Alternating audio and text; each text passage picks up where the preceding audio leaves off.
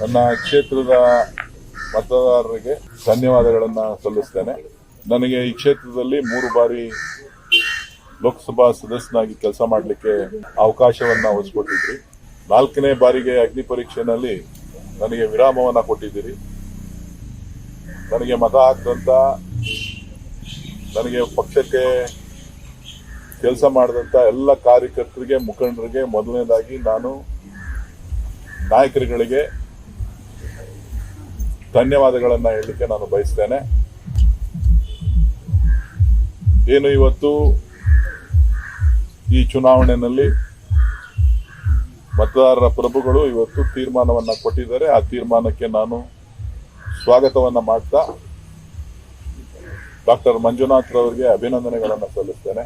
ಇವತ್ತು ಕನ್ನಡಿಗರ ಧ್ವನಿಯಾಗಿ ಕೆಲಸ ಮಾಡುವಂತ ನಿಟ್ಟಿನಲ್ಲಿ ಕ್ಷೇತ್ರದ ಅಭಿವೃದ್ಧಿಗೆ ಏನು ಕೆಲಸ ಮಾಡಿದ್ದೇನೆ, ಸೊ ಅದರ ಗಮನದಲ್ಲಿಟ್ಕೊಂಡು ಜನ ಹೊಸ ನಾಯಕತ್ವಕ್ಕೆ ಅವಕಾಶ ಕೊಟ್ಟಿದ್ದಾರೆ. ಅವರು ಚೆನ್ನಾಗಿ ಕೆಲಸ ಮಾಡಲಿ, ರಾಜ್ಯಕ್ಕೆ ಒಳ್ಳೇದಾಗ್ಲಿ, ಕ್ಷೇತ್ರಕ್ಕೆ ಒಳ್ಳೇದಾಗ್ಲಿ.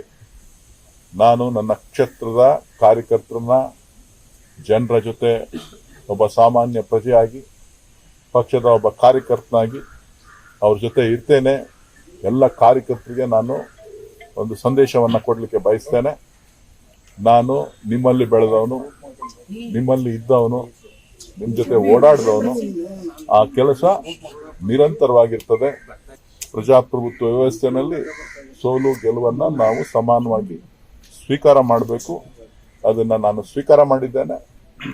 ನನಗೆ ಹೋರಾಟ ಮಾಡಿದಂಥ ಎಲ್ರಿಗೂ ಕೂಡ ನಾನು ಮತ್ತೊಮ್ಮೆ ತಮ್ಮೆಲ್ಲರಿಗೂ ಕೂಡ ಧನ್ಯವಾದಗಳನ್ನು ತಿಳಿಸ್ತೇನೆ.